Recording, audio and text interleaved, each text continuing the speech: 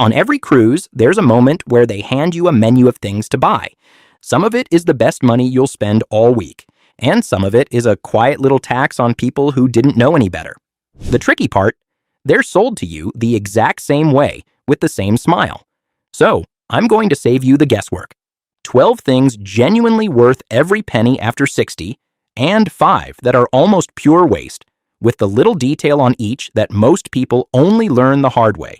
Stick with me to the end, because the last waste is the one nearly everyone falls for, and it's the easiest $100 you'll ever keep.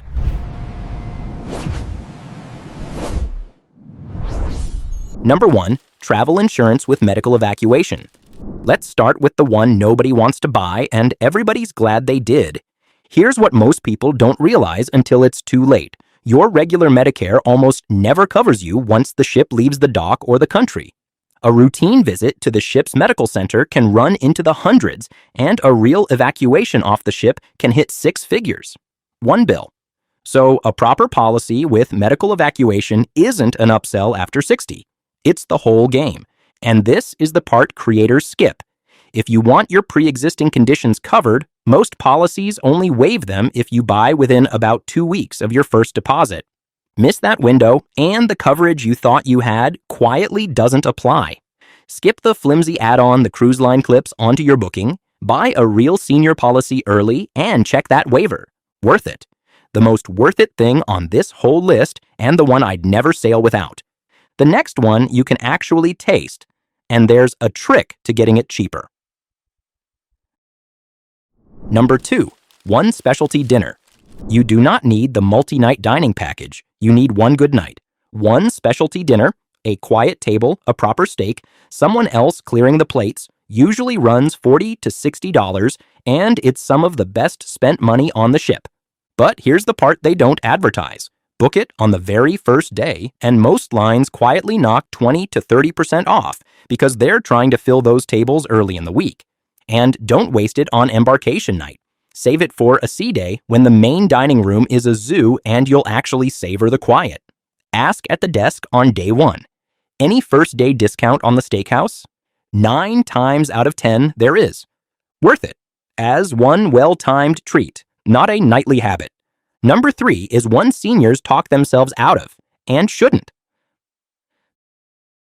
Number 3, priority boarding and knowing what's already free.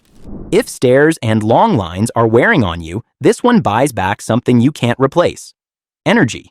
Paying for priority embarkation or a quiet retreat with easy seating means you board rested instead of wrung out from a hot 40-minute shuffle. But here's what nobody tells you, and it can save you the fee entirely. If you have a genuine mobility need, wheelchair assistance at embarkation and disembarkation is free. You just have to request it ahead of time or ask at the terminal desk.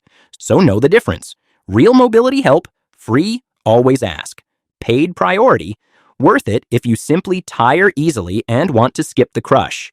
Either way, you protect your energy for the parts of the trip that matter. Worth it, as long as you claim the free help first. Number 4 is where you'll spend your favorite mornings. Number 4, the thermal spa pass. Every big ship has a warm, quiet room most guests never set foot in. Heated loungers, gentle steam, a wall of windows, and almost nobody in it because the crowds all fight for chairs at the pool. A week pass costs less than a couple of fancy coffees a day, and here's the insider bit. They only sell a limited number, and they sell out by the first afternoon. So buy it on day 1 or not at all. Use it on port mornings when half the ship is ashore and you'll have the place nearly to yourself. And if you booked a suite, check before you pay. It's often already included, and people buy it twice without knowing. Worth it. For sore joints and a quiet hour, it more than earns its keep. Number 5 is the biggest one, and it's your own front door. Number 5, a midship balcony, the right one. If you upgrade one thing, make it the room, but pick it carefully. A balcony you'll actually use, midship, where the motion is gentlest, is the difference between a cabin you hide from and one you love. Here's the detail that separates a great cabin from a miserable one. Don't just go midship. Go midship on a deck sandwiched between other guest decks. The cabin directly under the pool deck or buffet gets dragging chairs at 6 a.m., and the one above the theater gets the late show through the floor. Tuck yourself between two quiet passenger decks and the room stays silent. Morning coffee with the sea going by, real daylight, fresh air without hunting for a chair. Worth it.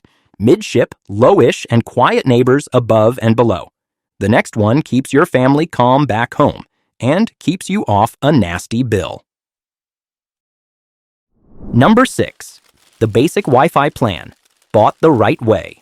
You don't need the top-tier streaming package. You need the cheap one, bought smart. Just enough signal to text the kids a photo and check in once a day is peace of mind for everyone. And it means a real problem back home can actually reach you. 2 things creators skip. Buy it online before you sail, where it's usually 10 to 20% cheaper than the onboard price. And the moment you step aboard, switch your phone to airplane mode and use only the ship's Wi-Fi. Otherwise, your phone quietly latches onto the ship's satellite signal and you come home to a roaming bill that'll ruin the whole trip. Airplane mode on, ship Wi-Fi on. That's the combination. Now, if your idea of a vacation is finally being unreachable, skip it entirely and enjoy the quiet. That's a perfectly good choice too. Worth it. The small plan, prepaid with roaming shutoff unless you'd rather unplug. Number 7 can save you real money at the pier if you time it right. Number 7, independent shore excursions. The tours are worth doing. The ship's price on them usually isn't. The same walking tour or harbor cruise booked independently often costs a fraction of the ship's version, sometimes half. But here's the one thing the ship's tour actually buys you and why you don't just book blind: a guaranteed ride back before the ship sails. So the rule is simple. Book your own tour, but only ones that promise to return you well before all aboard. And give yourself a 90-minute cushion, not 15. In walkable port towns, you barely need a tour at all. Just wander back on your own 2 feet. Smaller group, better guide, lower price, with a buffer that keeps you off the pier watching the ship leave. Worth it. Done independently with time to spare. Now 3 small ones that punch far above their price. Number 8, packing cubes and an overdoor organizer. Cruise cabins are small, and closet space is more of a rumor than a fact. Packing cubes keep your drawers from turning into an archaeological dig so you can actually find your glasses on night 4. But the real trick most people miss is the clear over-the-door shoe organizer, and you don't hang it in the closet. You hang it on the bathroom door. Cruise bathrooms have 0 counter space, so those little pockets become home for medications, toiletries, sunglasses, and reading glasses, all in one glance. $10 or $15, and suddenly a shoebox-sized cabin feels organized. Worth it, and you'll pack them on every trip for the rest of your life. Number 9 sticks right to the wall. Number 9, magnetic hooks. Here's a fun secret. Cruise cabin walls are made of steel and they are begging for hooks. A handful of strong magnetic hooks give you somewhere to hang jackets, hats, damp towels, and tomorrow's outfit, instead of the mountain that always forms on the one chair. And the smartest one goes right by the door. Hang your room key and lanyard there every time you walk in, and you'll never do the frantic 5-minute pocket search before dinner again. A couple of dollars weighs nothing, and it quietly fixes the clutter of the whole week. Worth it. The easiest little win you'll ever pack. Number 10 is about your feet and your circulation. Number 10, good shoes and compression socks. Ports mean miles of walking on uneven cobblestones, and long travel days mean swollen, achy ankles. A broken-in pair of supportive walking shoes and a couple pairs of compression socks handle both. But the timing is everything. Break the shoes in for a few weeks before you leave, never on day 1 of a port stop, or you'll spend the trip nursing blisters. And put the compression socks on before the long sitting starts, the flight, the embarkation day, because that's when the swelling sets in, not after. Your feet make it through the ruins. Your legs feel human on the flight home. Worth it. Comfort earned in advance, no regrets later. Number 11 fixes a problem hiding in every modern cabin. Number 11, a cruise-safe power strip. Modern cabins are starved for outlets, and here's the catch that trips people up. Cruise lines ban the surge protector kind for fire safety, and security will pull it right out of your bag. So you want a cruise-approved non-surge power strip with a few USB and USB-C ports. Then the phone, the camera, the tablet, and the hearing aid charger all top up overnight from one outlet. And for anyone traveling with a CPAP, this is the one nobody mentions. Call the line or ask guest services ahead of time, and they'll provide distilled water and an extension cord to the bed, free. Just confirm your strip is the non-surge type before you pack it. Worth it, small box, and it quietly powers your whole cabin. The last worth it is the cheapest insurance you'll ever buy. Number 12, a hotel night before the cruise. Never fly in the same morning you sail, ever. One hotel night in the port city the evening before turns a white-knuckle connection into a calm start. And if a flight gets delayed, it's the difference between making the ship and watching it leave without you. Here's how to make that night pull double duty. Book a hotel with a park, stay, and cruise package and a free port shuttle, and you'll often park your car for the whole week cheaper than the pier garage. Better still, arriving the day before lets you complete online check-in the moment it opens, which lands you an earlier boarding time. It's the cheapest way to protect the thousands you already spent on the cruise itself. Worth it, arrive early, sleep, board first, sail relaxed. So that's the 12. But before the wasters, there's one purchase people argue about more than any other. And I'm not going to dodge it. A quick word. Gratuities, the one everyone argues about. Every time someone makes a list like this, the comments fill up with the same fight, the daily gratuity. So here's the honest version. Prepaying your gratuities can genuinely be worth it. It locks in today's rate before the mid-year increases hit, and it's one less charge stacking up on your final bill. You can also adjust them at guest services, and plenty of people prefer to remove the auto charge and hand cash straight to the steward and waiter who actually looked after them. Both are fair. What I'd gently steer you away from is simply zeroing them out and tipping nothing. That money is how the crew who made your week get paid. Reward good service the way that sits right with you. Just don't let the people who earned it walk away with nothing. All right, now the 5 purchases that quietly drain your wallet. One quick thing before we count down the wasters, and number 5 is the big one, so stay close. Tell me in the comments, do you keep the auto gratuities or tip in cash? And what's the one purchase you'll never regret? I read every single one, and those answers genuinely help the next person watching. If this is saving you money, a quick subscribe keeps them coming. Number 1, the photo package.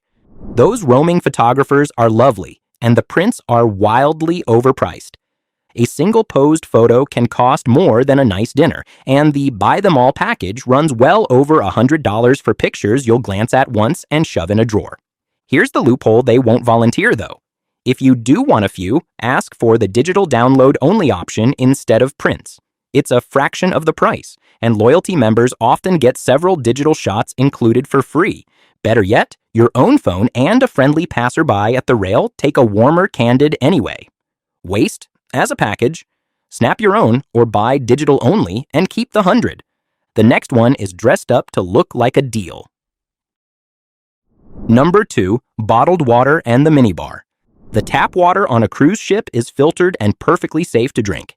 Yet they'll sell you a case of bottled water for the price of a small meal, and that cabin minibar is the single most expensive shelf on the ship.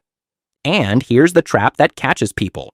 On many ships, the minibar has sensors, so just moving a bottle to fit your own medication in the fridge gets you charged as if you drank it. So do 2 things. Fill a refillable bottle at the buffet station, and on day 1, ask your steward to empty the minibar completely so you can use that little fridge for your own water and medicine with no surprise charges. Waste, you're paying resort prices for something that's already free down the hall. Number 3, preys on the gift shop reflex. Number 3, logo souvenirs and gift shop gear. The onboard shops mark up the branded mugs, magnets, and t-shirts to a captive crowd with nowhere else to go. The very same trinkets sit in the port stalls for a third of the price, with twice the character and a story attached. There's just one exception worth knowing. Those shops slash prices hard on the last night to clear inventory before turnaround, so if you must have the ship magnet, wait for the final night clearance table. Otherwise, the honest truth is the photos and the memories outlast the fridge magnet every single time. Waste, shop the ports, or wait for the last night markdown. The next one is a math trap, plain and simple. Number 4, the unlimited beverage package.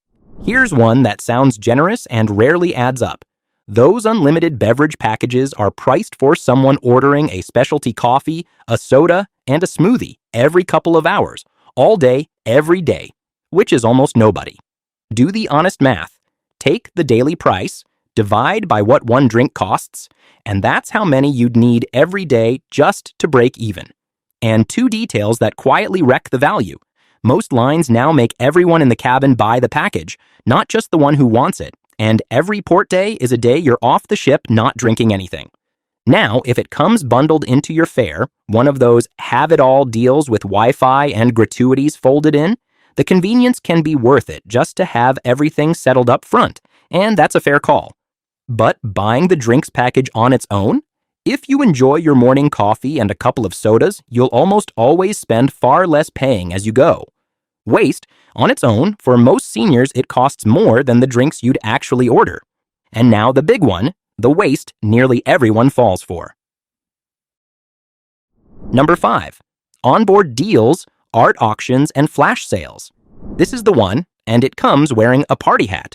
The onboard art auction, the today-only watch table, the flash sale by the elevators, all built on urgency in a room far from any way to check a real price. The appraisal numbers are inflated, the certificates are close to worthless if you ever try to resell, and the duty-free watches and gadgets are usually the same price or cheaper online, shipped to your door. People bid on art they'd never hang and grab gadgets they didn't want, all because a countdown clock told them to hurry. Nothing on a ship is a one-time chance. It'll be there tomorrow and cheaper on land. Waste, the biggest one and the easiest to simply walk right past. So there it is. 12 buys worth every penny and 5 that just quietly thin your wallet. Notice the pattern. The worth it list protects your comfort, your health, and your peace of mind, while the waste list sells you a feeling on a countdown clock.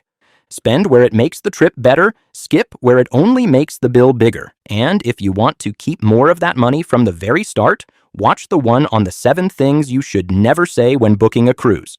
It's right here. I'll see you on the next one.